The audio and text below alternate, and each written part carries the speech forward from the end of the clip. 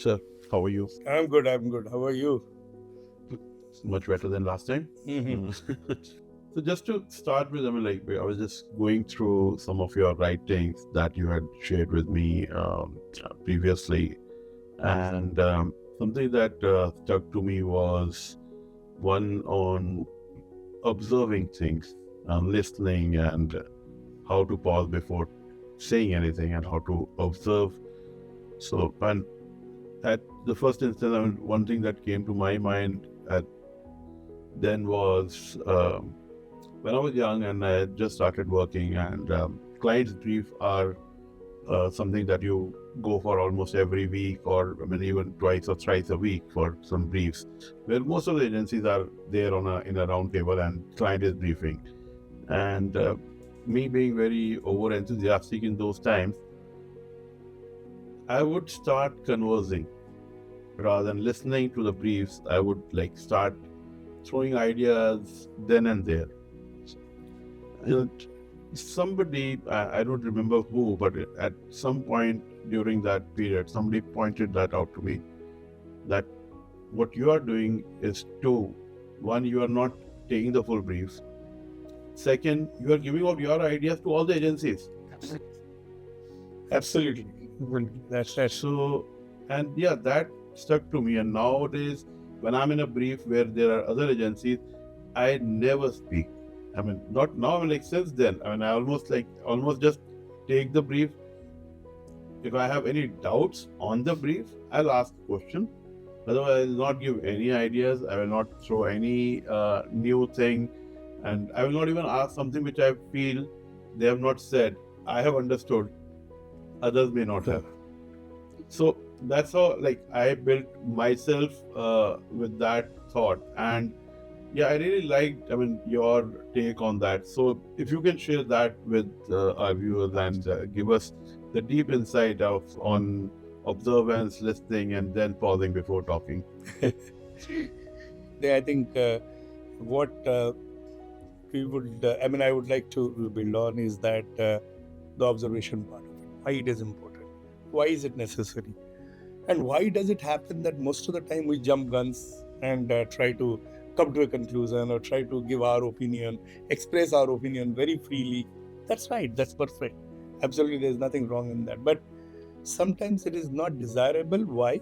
Number one, why do you do it? First of all, number one is that we feel sometimes we feel with that particular way of doing our things, or that syndrome way, which I call it. Many people call it as I know it all syndrome. So this is one thing which is there, which forces us to open our mouth and tell something before listening to it. Number one.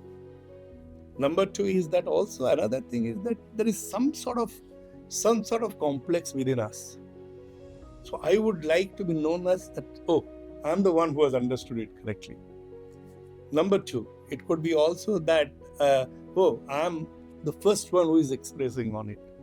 So this competition in our mind, no, because at the end of the day, we are all human beings. We try to do that. So we try to jump that guns.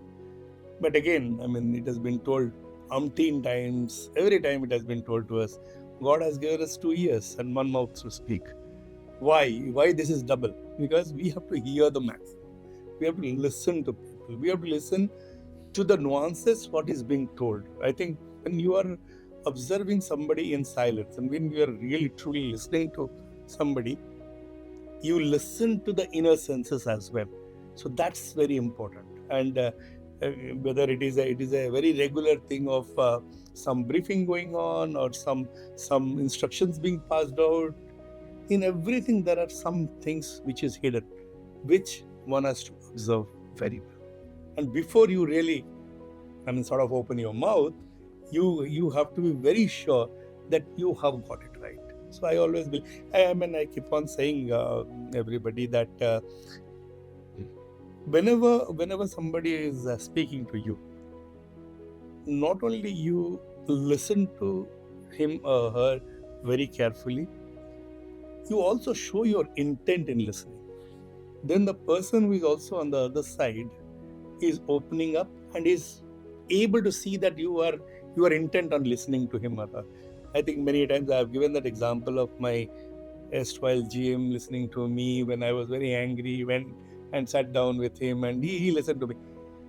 His intent opened me up, and I could say all those things which I wanted to say. Similar things. When you are on the other side, you must try to do that. So I think, and then second point, which also is extremely important, is that you don't have to react immediately. And that plays a very, very, very, very important role in our lives. Take a pause. Take a pause.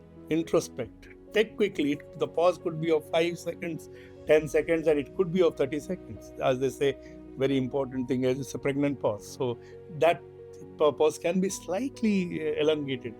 But when you are pausing, you are allowing the other person who is saying to you to also rethink, introspect.